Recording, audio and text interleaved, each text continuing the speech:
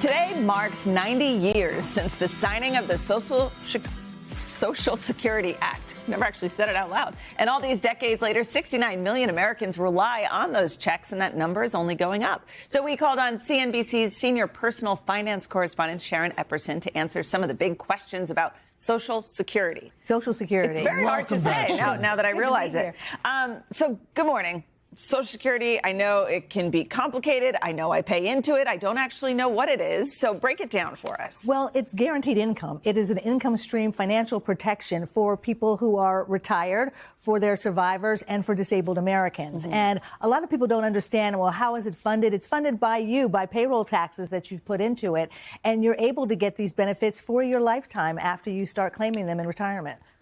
The thing that people need to know is when to claim them, and what that is your full retirement age. It's not the same as Medicare, and it may differ depending on what year you were born. So for most people, it's between the ages of 66 and 67. You could take your retirement benefits early as well, as early as age 62, and as late as age 70 to get the maximum benefit. The other thing to keep in mind is this is guaranteed money, but it does increase over time based on the cost of living. So that cost of living increase this year is 2.5%. It should go up next year. The COLA.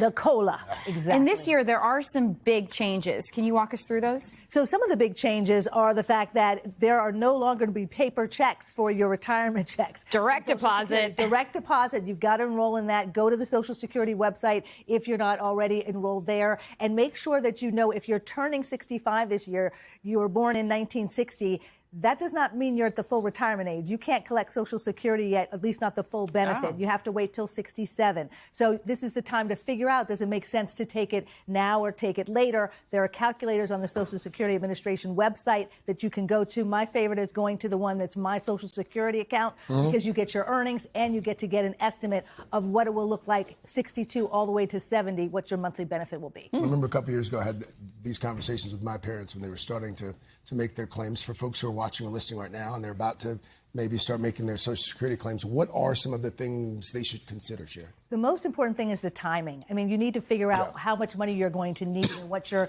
cash needs are. And that timing is very important because it could depend on if you're getting a $200 monthly check at 67, your full retirement age, but you're like, no, I want to get it early at 62. It could be reduced by 30%.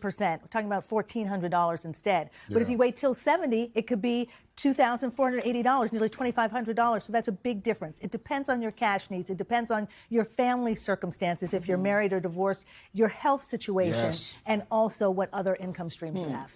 I feel like we've heard for a long time now that Social Security one day, I cannot say that word, Social Security one day will run out.